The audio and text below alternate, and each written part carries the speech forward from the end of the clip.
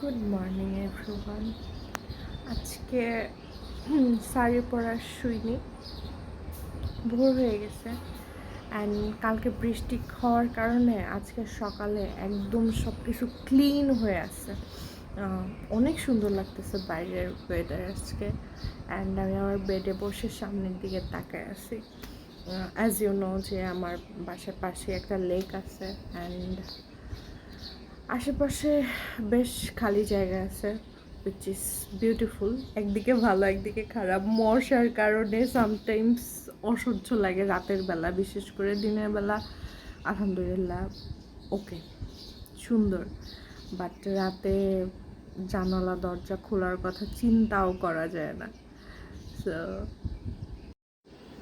C, this is the view.